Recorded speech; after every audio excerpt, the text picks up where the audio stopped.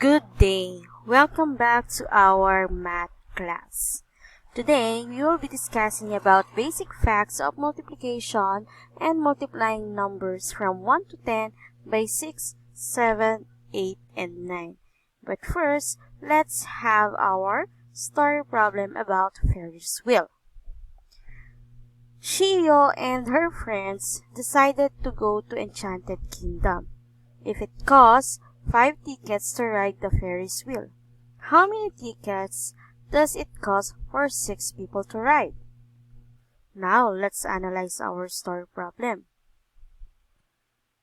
So, what is being asked in our story problem? Very good. How many tickets does it cost for 6 people to ride?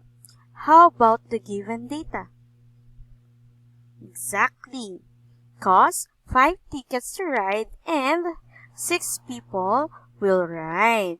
So based on the question and the given data, what will be the operation that are we going to use? Very good. It is multiplication. So after we identify that, our equation will be 5 times 6 is equal to n. Now, do you have any idea how to solve that, or do you have any idea what is multiplication? Okay, so multiplication, it is a process of adding the same number repeatedly. And the parts of the multiplications are factors and product. Factors, numbers being multiplied, while product is the answer. So let's go back to our equation. 5 times 6 is equal to n. 5 and 6 are the factors, which is divided into multiplicand and multiplier, while n is the product. Okay, so let's see. Again, in multiplication, it is a process of adding the same number repeatedly. So in addition, adding 6 groups of 5. So it will become 5 plus 5 plus 5 plus 5 plus 5 plus 5. While in multiplication sentence, it will become 5 times 6. Now, let's see the illustration. 5 times 6 is equal to blank. Means, adding 6 groups of 5. So, we have 5 tickets in each boxes. So, 5, 10, 15, 20, 25, 30. So, 5 times 6 is equal to 30. Okay? Okay. Now, I will show you the multiplication table of 6, 7, 8, and 9. First one is the multiplication table of 6. So, 6 times 1 is equal to 6. 6 times 2 is equal to 12. 6 times 3 is equal to 18. 6 times 4 is equal to 24. 6 times 5 is equal to 30. 6 times 6 is equal to 36. 6 times 7 is equal to 42. 6 times 8 is equal to 48. 6 times 9 is equal to 54. And last one, 6 times 10 is equal to 60. Again, this is the multiplication table of 6. Next is the multiplication table of 7. So let's read.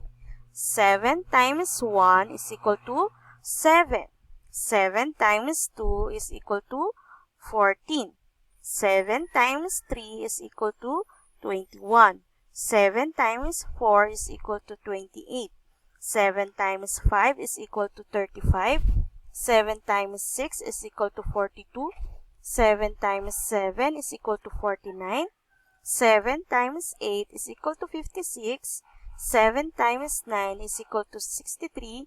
And last one, 7 times 10 is equal to 70. Again, this is the multiplication table of 7. And also, we also have multiplication table of 8. So, 8 times 1 is equal to 8. 8 times 2 is equal to 16. 8 times 3 is equal to 24. 8 times 4 is equal to 32. 8 times 5 is equal to 40. 8 times 6 is equal to 48. 8 times 7 is equal to 56. 8 times 8 is equal to 64. 8 times 9 is equal to 72. And last one, 8 times 10 is equal to 80. So these are the multiplication. This is the multiplication table of 8. Okay? Next, last one is multiplication table of 9. So 9 times 1 is equal to 9. 9 times 2 is equal to 18. 9 times 3 is equal to 27. 9 times 4 is equal to 36. 9 times 5 is equal to 45. 9 times 6 is equal to 54. 9 times 7 is equal to 63. 9 times 8 is equal to 72. 9 times 9 is equal to 81. And last one, 9 times 10 is equal to 90. And this is the multiplication table of 9. Okay? Let's try another example of multiplying numbers from 1 to 10 by 6, 7, 8, and 9. So what is the product of 2 and 8? So 2 times 8 is equal to blank, which means we have 8 groups of 2. So 2 plus 2 is equal to 4, plus 2 is equal to 6, plus 2 is equal to 8, plus 2 is equal to 10, plus 2 is equal to 12, plus 2 is equal to 14, plus 2 is equal to 16. So 2 times 8 is equal to 16. Okay? So next, what is the product of 3 and 6? So we have 3 times 6, which means we have 6 groups of 3. So 1, 2, 3, 4, 5, 6. So let's count. 1, 2, 3, 4, 5, 6, 7, 8, 9, 10, 11, 12, 13, 14, 15, 16, 17, 18. So 3 times 6 is equal to 18. Okay? So next, what is the product of 6 and 8? So we have 6 times 8, which means we have 8 groups of 6.